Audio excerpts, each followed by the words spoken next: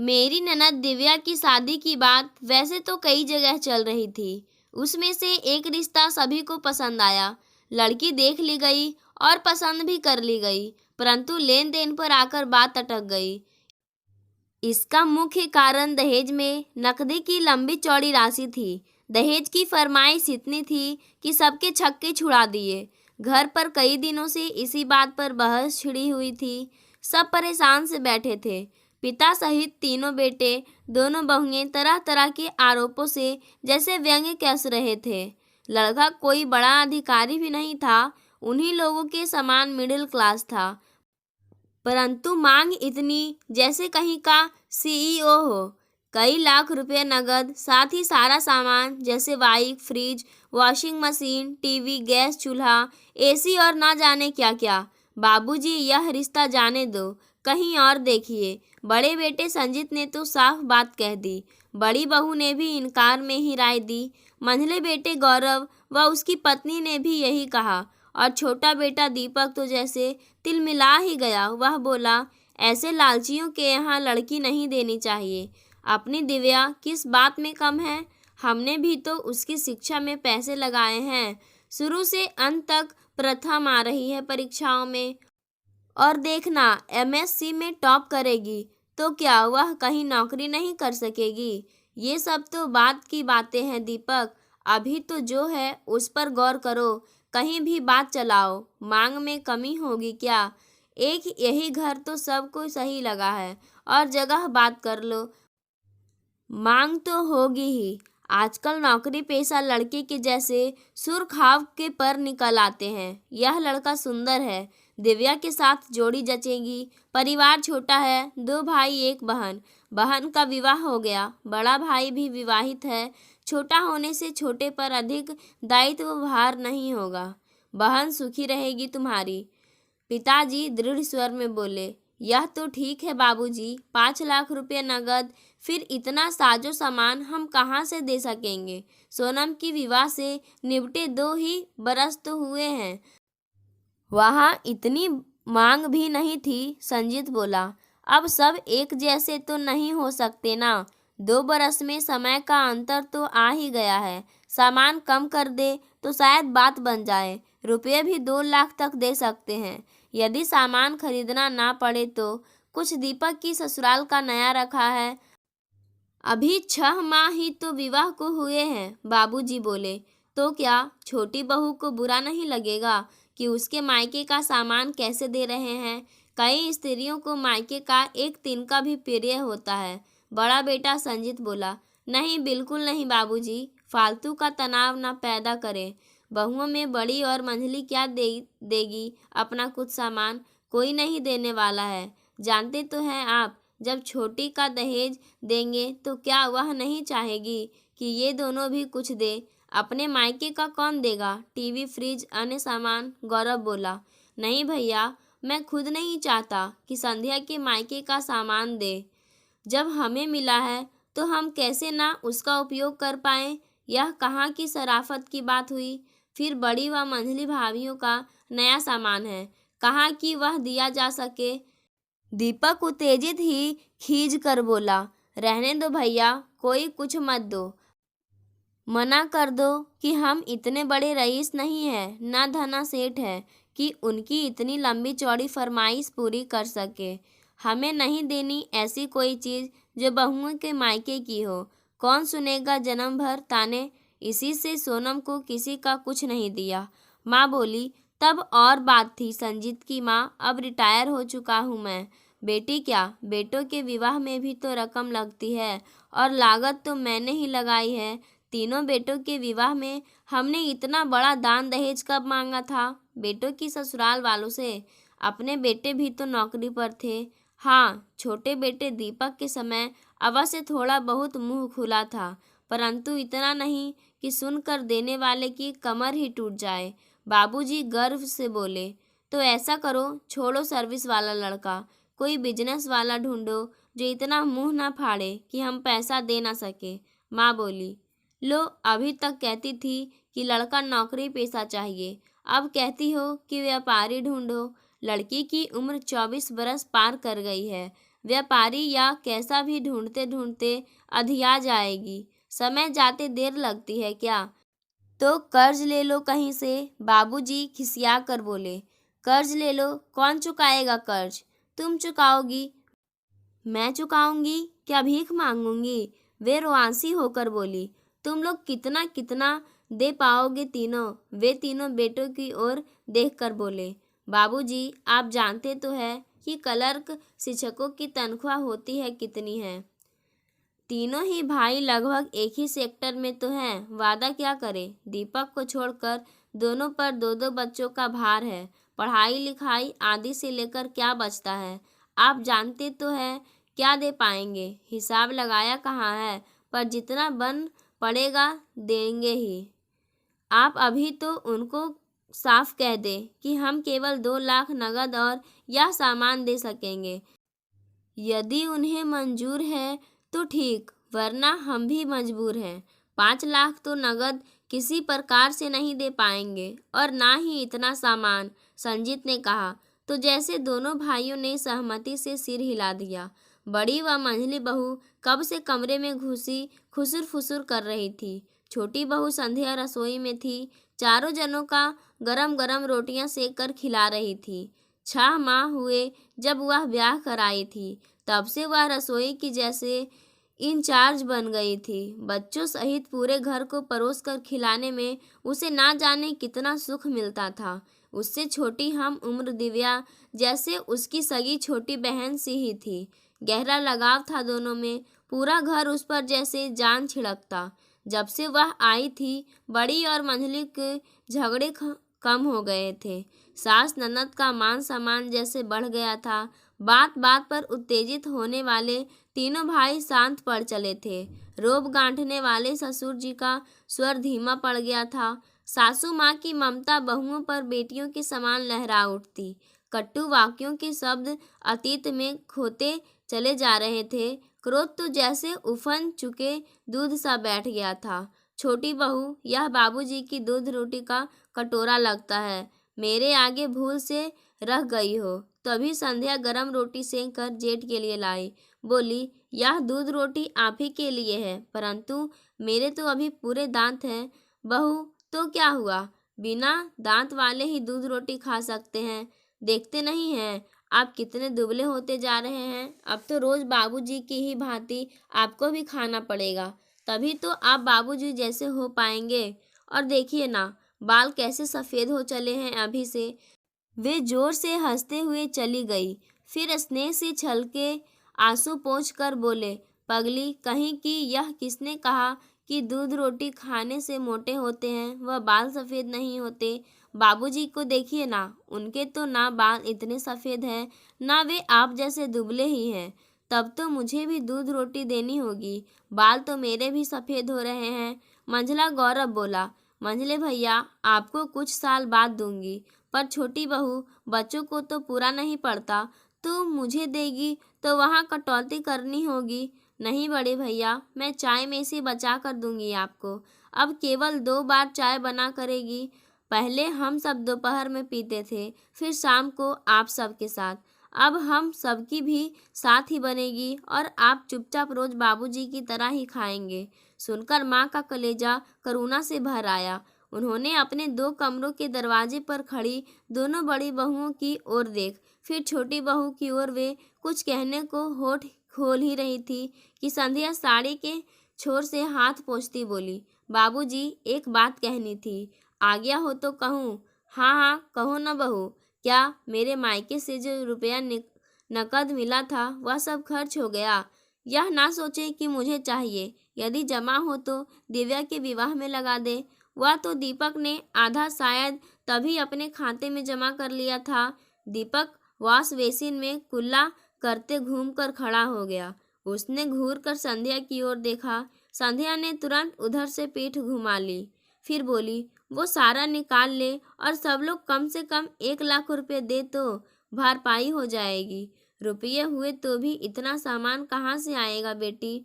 वो मेरा सामान तो अभी नया सा है, वही सब दे देंगे। घर में 2 फ्रिजों का क्या करना है, ना इतने टीवी ही चाहिए, बिजली का खर्च भी तो बचाना है। मुझे तो ढेरों सामान मिला था, कुछ आलतू फालतू बेचकर बड़ी चीजें ले लेंगे। टीवी, फ्रिज, कपड़े धोने की मशीन के बिना भी तो अब तक काम चल रहा था, वैसे ही फिर चल सकता है। आपको घर वर पसंद है तो यही संबंध करिए दिव्या का, यही घरवार ठीक है। छोटी बहू के मुंह से इतनी अच्छी बातें सुनकर सब जैसे चकित रह गए। दोनों जेठ जेठानियां मुंह बाएं अचरज से देख रहे थे और दीपक तो जैसे पहले ही उबल रहा था, परंतु फिर लगा वह बिल्कुल शांत हो गया पत्नी के सामने। पहले उसके मन में आया कि कहीं संध्या उसकी ससुराल में मिले नए बाई के लिए नहीं कह दे, परंतु अब वह जैसे पिघल रहा था। उसने पिता से लड़ झगड़ कर विवाह के बाद ससुराल से मिले आधे रुपये झटक कर बैंक बैलेंस बना लिया था। यह बात उसने संध्या से कभी नहीं कही थी। आज जैसे वह पूरे परिवार की नज़रों में गिर गया था। रुपयों की बात पर वह बौखला कर कुछ कहने के शब्द संजो रहा था कि संध्या की दानशीलता ने उसे गहराई तक नीचे गिरा दिया। माँ जी, मेरे पास जेवर भी कई जोड़ी है। मैं सबसे छोटी हूँ ना मायके में। इससे बड़े दोनों भाई भाभी व चाचा चाची तथा दोनों बेटे बहुओं ने भी काफ़ी कुछ दिया है।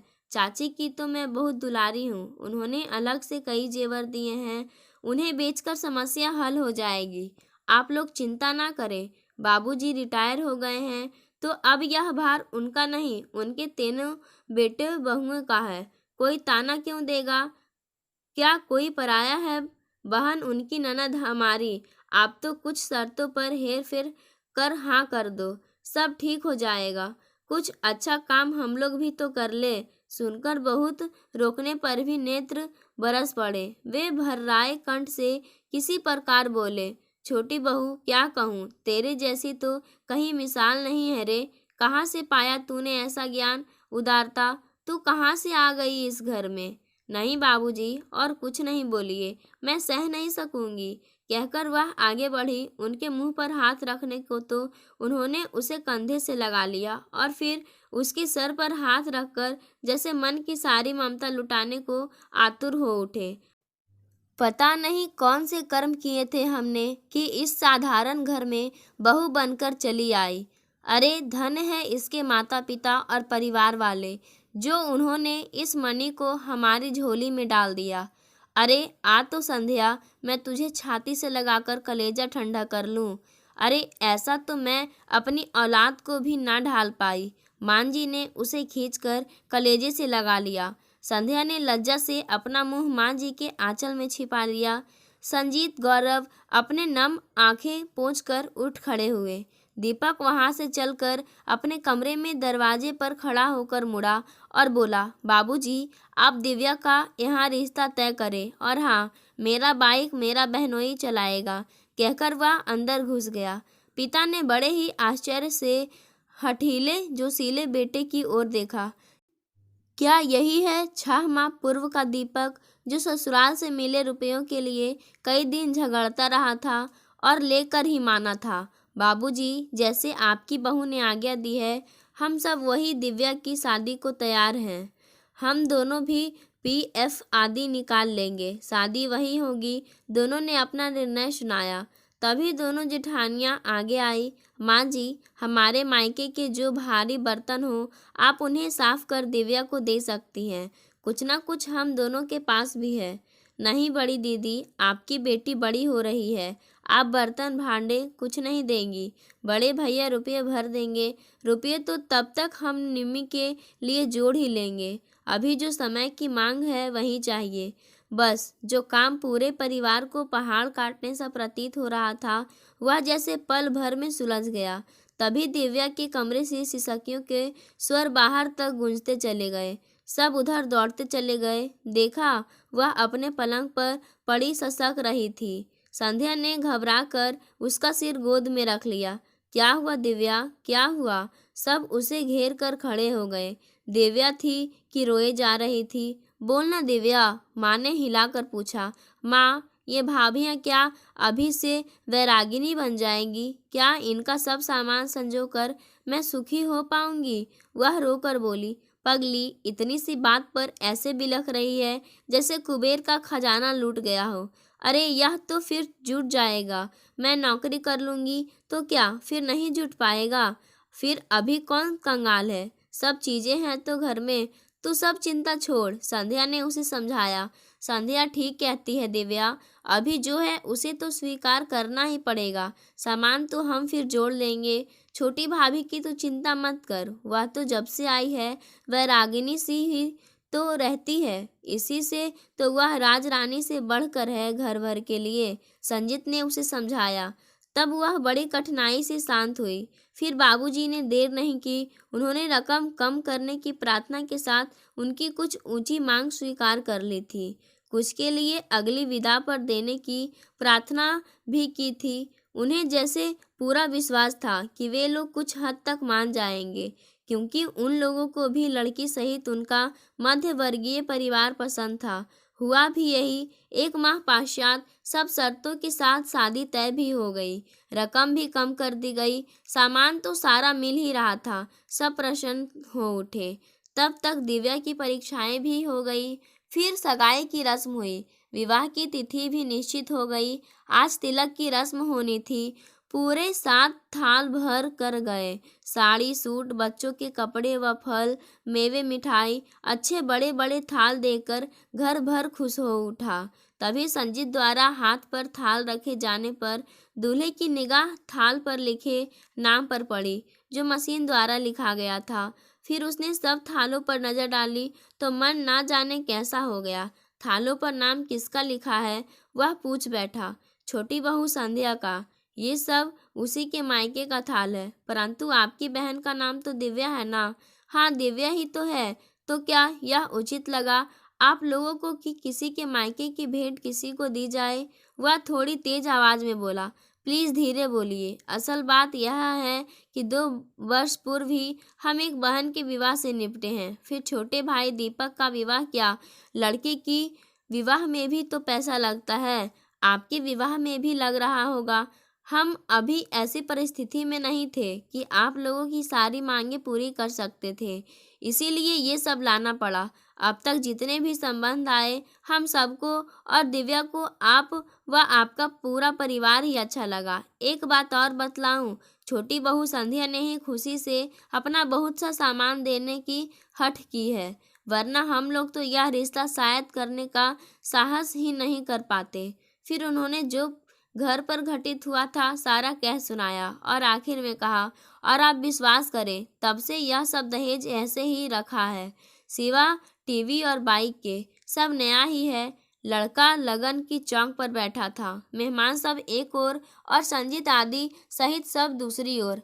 वर के निकट सामान के पास कुछ दबे दबे स्वर सुनकर सब पास आ गए।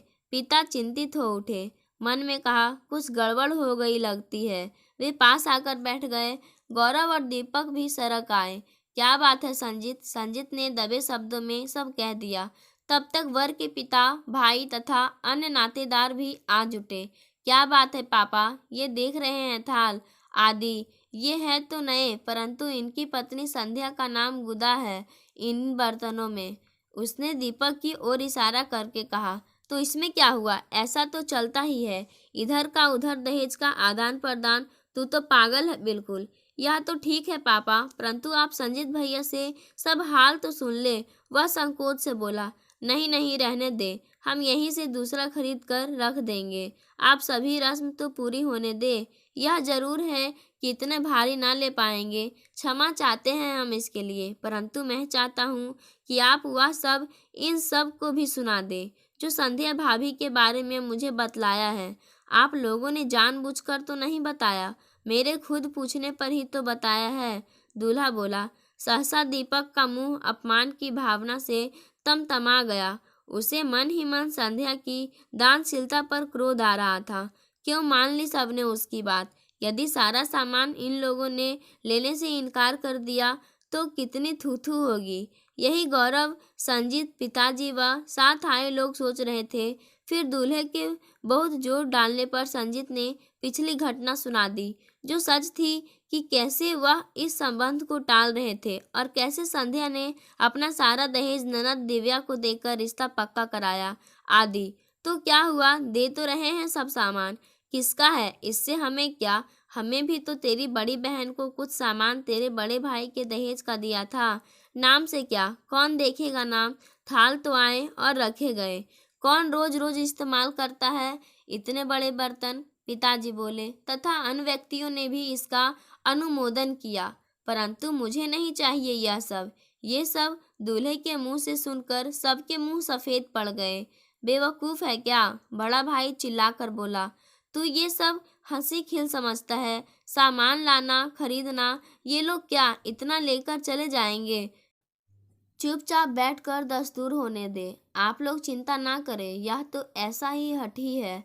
पंडित जी दस्तूर कराइए। नहीं भैया, जब तक ये थाल नहीं चले जाएंगे मैं कुछ नहीं कराऊंगा। आप अपने भीतर से थाल मंगाइए ना। वह अड़ गया। तो ठहरिए साहब, हम बाजार से दूसरा लेकर आते हैं, तब तक ठहरना होगा। संजीत उठता हुआ बोला। नहीं भाई साहब, अब बैठिए, अंदर से तो आ रहे हैं थाल। अरे ये सब तो शगुन के थाल आदि लड़की वालों के यहाँ से ही आते हैं, थोड़ा रुक लेते हैं। नहीं भैया, मैं यह सब अब नहीं ले सकूँगा। जो लिस्ट आप लोगों ने बनाकर भेजी थी और जो ये लोग देने वाले हैं, आप जानते हैं कि लड़कियों को अपने मायके की एक एक चीज़ कितनी प्यारी होती है। परंतु जिस घर में ऐसी उदार मना स्त्री हो जो खुशी से अपना सारा दहेज खुद दान कर रही हो, उसे लेकर मैं उस उदार स्त्री से छोटा नहीं बन सकता। इससे मैं इन कपड़ों आदि के अलावा अब कोई चीज़ स्वीकार नहीं करूँगा। मैं अब इसके अलावे आगे कुछ नहीं लूँगा। बिना दहेज के ही उस घर की बेटी ब्याह कर लाऊँगा। मैं तो पहले ही भैया जीजाजी से अनुरोध कर रहा था कि इतना लंबा चौड़ा दहेज मांगकर कन्या पक्ष को आफत में ना डाले। अब जो हुआ सो हुआ, आगे कोई मुझे विवश न करे। बस ये लोग साथ गए बारातियों को अच्छा स्वागत कर दे, वही काफ़ी होगा। पिताजी, बड़े भाई और बहनोई ने यह सुना तो सुन रह गए। परिवार के अन्य सदस्य भी दौड़े आए, हर प्रकार समझाया, परंतु दूल्हा अपनी प्रतिज्ञा से नहीं हटा। वह कोर्ट मैरिज कर सबकी छुट्टी कर देगा, ऐसा दूल्हे ने धमकी दिया। व्यवस्था में उन सबको पीछे हटकर अपनी स्वीकृति देनी पड़ी। क्यों दीपक भैया, आपकी कोई साली कुंवारी है? दूल्हे के इस प्रश्न पर दीपक सहित सब चौंक गए। दीपक हंसकर बोला, भाई क्या इरादे हैं? इरादे तो नेक है। यदि हो तो मेरी बुआ के एकमात्र बेटे हैं ये मनोज, सब इंजीनियर हैं। इनके लिए संध्या भाभी सी लड़की चाहिए। दीपक का चेहरा खुशी से दमक उठा है तो पर सगी नहीं, चचेरी है, चचेरी। पता नहीं कैसी होगी। संध्या से बढ़कर संध्या अपनी माँ से अधिक चाची को मानती है। संयुक्त परिवार होते हुए भी सब एक थाल में खाने वाले हैं। दोनों परिवारों में बहू व दामाद आ गए हैं, परंतु जैसे उस चोखे रंग में रंग कर एक हो गए हैं। पता नहीं कौन सी ममता और अपनेपन की बूटी खाते हैं उस घर के लोग। और वही संध्या के साथ अपनेपन की बूटी हमारे घर चली आई है। वह हंसकर बोला, ठीक है, यदि लड़की पसंद आ गई तो वह अपनेपन की बूटी हमारे बुआ के घर भी आ जाएगी। शादी में तो आएगी ही। वाह, हाँ क्यों नहीं, पूरा परिवार आएगा। लड़की स्नातक कर रही है और गोरी चिट्टी सुंदर है। नापसंद का तो सवाल ही नहीं उठता। तब सबसे पहली पसंद मेरी होगी। वाह, है ना मनोज? मनोज झेम कर मुस्कुरा दिया। पहले दीपक संध्या की अक्ल पर मन ही मन भरा उठा था, परंतु उसे अब लग रहा था कि कब वह उड़कर अपने घर पहुँचे और संध्या को बाहों में भरकर नचा डाले और कहे कि बता तो कौन सी बूटी की घूंटी पीकर आई है कि सबको इतनी सरलता से उंगलियों पर नचा देती है। यदि वह कल्प वृक्ष उसके मायके के आंगन में लगा है तो वह उसे तोड़कर पूरे परिवार को घोंट कर पिला दे। उसने अपने भाइयों और पिताजी को ओर निहार कर देखा, जो सभी प्रशंसक नज़रों से उसे देखकर मुस्कुरा रहे थे। उसने शर्म से मुंह घुमा लिया। दूसरे दिन जब वे गृह नगर पहुँचे तो सुबह हो गई थी। पूरा घर जाग उठा था। सब उनके आसपास एकत्र हो गए। सभी यह जानने को आतुर थे कि तिलक समारोह कैसा रहा। संध्या कहाँ है? पिताजी ने उसे ना देखकर पूछा। होगी कहाँ, चाय नाश्ते की तैयारी में जुटी होगी, माँ जी बोले। अभी बात भी पूरी नहीं कर पाई कि वह चाय की ट्रे लेकर बैठक में चली आ गई। ट्रे मेज पर रखकर उसने सबकी चरण छुए, फिर उनके शब्द सुनकर मूर्ति की तरह खड़ी हो गई। बाबूजी, मुझसे कुछ बड़ी गलती हो गई है क्या? क्या हुआ मेरे कारण? प्लीज़ बतलाइए ना। हाँ, बहुत बड़ी गलती हो गई रे। तूने जो अपने मायके के थाल दिए थे ना, उनके कारण। ले उठा यहाँ से अपना थाल और रख उन्हें जहाँ से उठा लाई थी। हे दाता, क्या उन्हें ये थाल पसंद नहीं आए थे? वह भय से बोली, नहीं लिए, क्योंकि तुम उनमें विराजी जो थी। पिताजी गंभीरता से बोले, मैं विराजी थी? क्या कह रहे हैं आप? वह आंखें फाड़ कर बोली, यह देख, तेरे हर थाल में यही रही संध्या है ना? ओह, मैं तो डर ही गई। तो क्या हुआ? नाम ही तो है, इससे क्या? इसी से तो नहीं लिए, और वह सब भी नहीं लेंगे जिसमें तेरा नाम है। सब में नाम थोड़ी लिखा है। वह रुआंसी हो गई। अब क्या होगा? क्या शादी कैंसिल हो गई? अरे पगली, अब वे दहेज लेंगे ही नहीं। तेरे गुणगान सुनकर लड़के ने दहेज ना लेने की सौगंध खाई है। कह रहा था, जिस घर में ऐसी ममता मई बहू हो, उस घर से दान दहेज लेना पाप है। हमने तेरी सब बातें बतलाई तो लड़का द्रवित होता चला गया। आप बना रहे हैं बाबूजी? उसकी आंखें भर आई। बैठ बेटी, तुम सब भी बैठो। फिर उन्होंने शुरू से अंत तक सारा हाल बता दिया और संध्या के सिर पर हाथ रखकर बोले, संध्या, तुझे पाकर हम धन्य हुए। तेरी चचेरी बहन की शादी भी दूल्हे की बुआ के लड़के से तय कर आए हैं। ऐसे परिवार की लड़की कौन पसंद नहीं करेगा, जिस परिवार की हमारी संध्या जैसी बहू हो। तेरे दोनों जेठ तेरी बड़ाई करते आए हैं, और दीपक तो वह थालों के विवाद पर तमतमाया मुंह लिया बैठा था। अब अपने आप पानी पानी हो गया है। जा, वह कमरे में तेरी प्रतीक्षा कर रहा है। संध्या शर्म से दोनों हाथों से मुंह छिपाए कमरे की ओर दौड़ती चली गई। सबने उसे प्यार भरी नज़रों से देखकर मुस्कान बिखेर दी। दोस्तों, आपको ये कहानी कैसी लगी? हमें कमेंट के माध्यम से ज़रूर बताएं। धन्यवाद।